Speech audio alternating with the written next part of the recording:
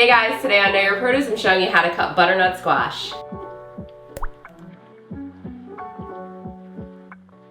So to cut our butternut squash we need to wash our squash first. Then we need a sturdy cutting board. I put a towel under my cutting board so it doesn't move. You could also use a rubber mat or something, or if you have grips on your cutting board, that works as well. Then we have two choices of knives. You could use a chef knife or a vegetable knife. I'm going with a vegetable knife. And then we have two types of peelers. That is a swivel peeler and a Y peeler. I like using a Y peeler because I have more control of the squash. And then for scooping out the seeds, just a regular tablespoon. So now to start off, we're going to cut off the bottom. And you don't want to cut off too much. This is just to give us a base and get that bottom off. And we'll put that to the side. And then we're going to cut the top off. Again, not cutting off too much, just a little bit so we can cut the squash. So now there's two parts of the squash. There's more of a bulbous area that has the seeds, and then there's a part without seeds, and that is the neck part of the squash. We're gonna separate those, but first I'm going to peel it so it's easier to cut. Now, if you wanted to roast this whole, you could just cut it right down the middle and cut it into two halves and then place it down onto the baking sheet and roast it like that. But since I'm going to be cutting it into chunks, I'm going to peel it. And it's super easy to peel. You just hold it down and you just peel it like this.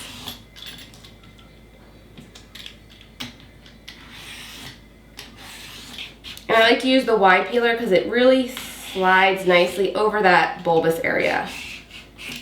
And I'll show you how the swivel peeler does.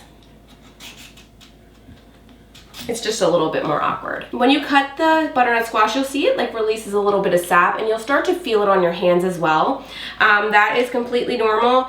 It does get sticky on your hands, and your hands get like this coating on it. You just need to wash your hands really well. I use a Scrub Daddy and a little bit of Dr. Bronner's, and it comes right off.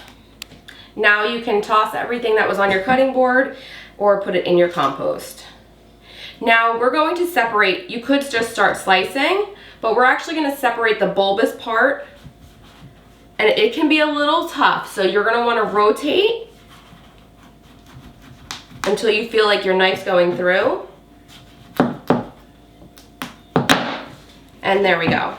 Now I like to cut that apart because I find I have better control and I can scoop out the seeds easier, and I'm not roasting it into a whole squash. So you could do it all the way down, or you could cut them in half and then slice them. So first we're gonna actually scoop the seeds out of this side. So you can see. And it's full of seeds, so we're just gonna scoop those out.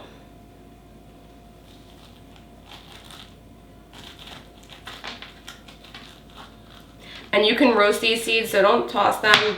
Give them a good roast. I will leave a link below. The same goes for pumpkin seeds, squash, any squash seeds, like butternut squash, spaghetti squash. They can all be roasted. You just want to get that stringy part out as well though. So now we'll cut our butternut squash, and I like to just arrange it so I can cut everything nicely. So now we're gonna cut our butternut squash, and I'm just gonna go right down .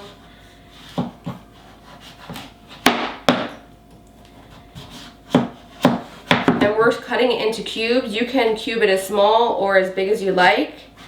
I'm cutting it up for my son to eat as well, so we like to go a little bit smaller so he can pinch and grab and bite into it. And then you can also mash this up. He loves it mashed. I love it mashed too. Or you could just roast it as is.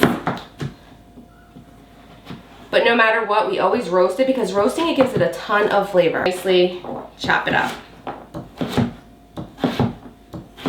And I like to make sure I'm keeping my hands tucked so I don't cut any fingers off. So nice long cuts. You can even do like squash fries with this portion, which is really fun. And then you can make a bigger chunk like this.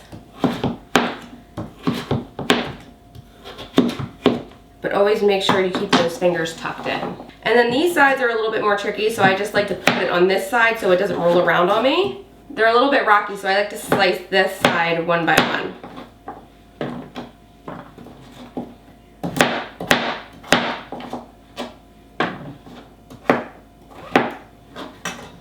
So now we have all of our chopped butternut squash. You could take this and put it right into a 425-degree oven and roast it for about 15 to 20 minutes. You can add whatever herbs, seasonings, and a little bit of avocado oil. Or you could also actually freeze this butternut squash for 2 to 3 months. To do that, you would actually place a silpat underneath of this or some unbleached parchment paper and place it into the freezer onto the parchment paper.